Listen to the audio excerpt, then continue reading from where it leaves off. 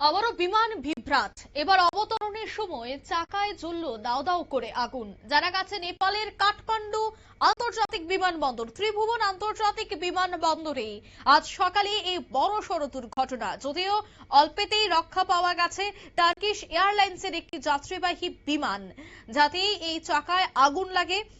Istanbul থেকে আসা TK726 ফ্লাইটটি অবতরণের সময় সেটির ডান দিকের পেছনের চাকায় আগুন ধরে যায়। সে বিষয়ে বিস্তারিত জানবো। টেলিফোন লাইনে যুক্ত হয়ে গেছে প্রতিনিধি সৌম মুখোপাধ্যায়। সৌম, বিপত্তির ঠিক কি জানতে পারছো, কিভাবে ঘটলো এই বিপত্তি?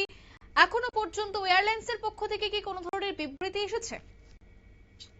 জানা যাচ্ছে যে টার্কিশ এয়ারলাইন্সের TK726 বিমানটি সেটি ইস্তাম্বুল থেকে কাঠমান্ডু থেকে রওনা হয়েছিল গতকাল রাত্রে এবং আজ ভোরে সেটি নেপালের রাজধানী কাঠমান্ডুর ত্রিভুবন বিমানবন্দরে পৌঁছয়। এবং বিমানবন্দরে যখন বিমানটি অবতরণ করছিল সেই সময়ই বিপত্তি দেখা যায়। আচমকা বিমানের চাকায় আগুন ধরে যায়, যার জেরে যাত্রীদের মধ্যে তীব্র আতঙ্ক ছড়িয়ে পড়ে এবং সেই অবস্থাতেই রানওয়েতে অবতরণ করে বিমানটি। সঙ্গে সঙ্গে বিমানবন্দরে উপস্থিত থাকা দমকল কর্মীরা দ্রুত আগুন নিয়ন্ত্রণে নিয়ে আসে এবং সকল যাত্রীকে নিরাপদে বার করে নিয়ে আসে। যেটা জানা যাচ্ছে যে সবাই নিরাপদে আছে। যে বিমানে মোট 278 জন যাত্রী ছিল এবং 11 জন বিমান কর্মী ছিল। ওই যাত্রীদের মধ্যে কয়েকজন রাষ্ট্রসংঘের আধিকারিকও ছিল। এখনো পর্যন্ত বিমানের চাকায় কি কারণে আগুন লাগলো সেটা প্রাথমিকভাবে স্পষ্ট নয়। দুর্ঘটনার কারণ খতিয়ে দেখা হচ্ছে। তবে এর আগেও ত্রিভুবন বিমানবন্দরে একাধিক বিমান দুর্ঘটনার কারণ ঘটেছে। 2010 সাল থেকে একের পর এক বিমান দুর্ঘটনা ঘটে গেছে। গত বছরও বিমানবন্দরে দুর্ঘটনা ঘটেছিল, কারণ এটাকে টেবিল টপ বিমানবন্দর, যেটার বিমানবন্দরের আশেপাশের জমি থেকে উঁচুতে অবস্থিত। ফলে একাধিক দিকে খাড়া ঢাল রয়েছে এবং সেই জন্যই এই ধরনের ঘটনা ঘটে। তবে এখনো পর্যন্ত এই দুর্ঘটনার কারণ জানা যায়নি।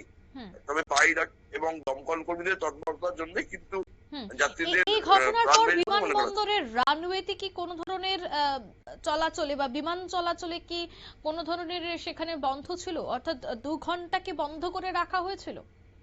দেখো, এই একটা বিষয় ছিল, সেটা বিমানবন্দর সূত্রে বলা হচ্ছে। কারণ যেহেতু বিমানবন্দরটির গঠনের জন্য ওটি একটা অন্য ধরনের টেবিল টপ বিমানবন্দর, সেহেতু এখানে এই যে ঘটনাটা তুর্কিশ বিমানের সাথে ঘটলে সেখানে বিমান অটোমেটিক ভাবেই ব্যাহত হয় এবং জায়গাও খুব একটা বড় নয়। ফলে তুমি যে জিনিসটা বলছো সেটা বলা হয়েছে, তবে নির্দিষ্ট ভাবে এখনো পর্যন্ত কারণ জানা যায়নি, সেটাকেই জানার চেষ্টা চলছে। কারণ বড় সড়ো 278 জন যাত্রী ছিল মানে নেপালের ক্ষেত্রে যথেষ্ট বড় বিমান এবং রাষ্ট্রসংঘের আধিকারিকরা ছিল মানে আন্তর্জাতিক যাত্রীরাও ছিল। ফলে যদি দুর্ঘটনা ঘটে যেতে পারতো, যেটা ভারতবর্ষের আহমেদাবাদে ঘটেছিল 2025 সালের 12ই জুন, সেটা যদি ফের নেপালে ঘটে যেতে পারতো তাহলে কিন্তু প্রচুর মানুষের মৃত্যু হতে পারতো। সেটা থেকে রক্ষা পাওয়াতেই কিন্তু সবাই স্বস্তি পেয়েছে। অঙ্কিতা, একদমই অসংখ্য ধন্যবাদ। অর্থাৎ এখনো পর্যন্ত যে জানা গেছে যে 2 ঘন্টা বিমান চলাচল বন্ধ করে দেওয়া হয়েছিল, যার ফলে আন্তর্জাতিক এবং অভ্যন্তরীণ বিমান চলাচল ব্যাহত হয়। তবে সকাল 8:30 পর পরিস্থিতি স্বাভাবিক হয়েছে।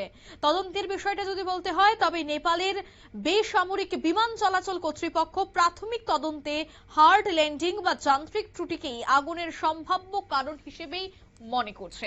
নিয়ে নিচ্ছি ছোট্ট একটি বিজ্ঞাপন বিরতি, সঙ্গে থাকুন।